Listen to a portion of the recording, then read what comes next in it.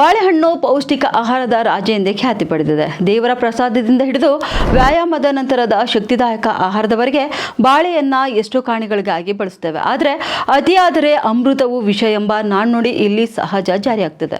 ಇನ್ನು ಬಾಳೆಹಣ್ಣನ್ನು ಅತಿಯಾಗಿ ತಿಂದರೆ ಏನಾಗಬಹುದು ಎಂದು ತಿಳಿದುಕೊಳ್ಳೋಣ ಬನ್ನಿ. ಮೊದಲನೇದಾಗಿ ತಲೆನೋವು ಮತ್ತು ಮೈಗ್ರೇನ್. ಬಾಳೆಹಣ್ಣಿನ ಸಿಪ್ಪೆಯಲ್ಲಿ ಟೈರಮಿನ್ ಎಂಬ ರಾಸಾಯನಿಕ ಇದೆ. ಇದು ರಕ್ತದೊತ್ತಡವನ್ನು ಹೆಚ್ಚಿಸಿ ಮೈಗ್ರೇನ್ ಮತ್ತು ತಲೆನೋವನ್ನು ಪ್ರಚೋದಿಸಬಲ್ಲದು. ಸಿಪ್ಪೆಯನ್ನು ಚೆನ್ನಾಗಿ ಸಿಲುಕಿ ತಿಂದರೆ ಸಹ ಇದರ ಪರಿಣಾಮ ಕೂಡ ಕಡಿಮೆ ಆಗುತ್ತೆ. ಇನ್ನು ಎರಡನೇದಾಗಿ ನೋಡಬೇಕಾದ್ರೆ ತೂಕ ವೃದ್ಧಿ ಆಗುತ್ತೆ. ಬಾಳೆಹಣ್ಣು ಸಕ್ಕರೆ ಮತ್ತು ಕಾರ್ಬೋಹೈಡ್ರೇಟ್ಗಳಿಂದ ಸಮೃದ್ಧವಾಗಿದೆ.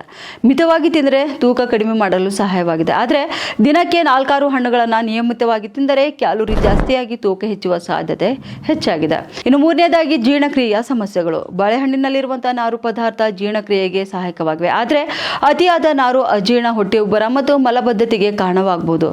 ಸಮತೋಲನ ಇಲ್ಲಿ ಅತಿ ಮುಖ್ಯವಾಗಿದೆ. ಉತ್ತರ ಕರ್ನಾಟಕ ನ್ಯೂಸ್, ಇದು ಕನ್ನಡದ ಉಸಿರು.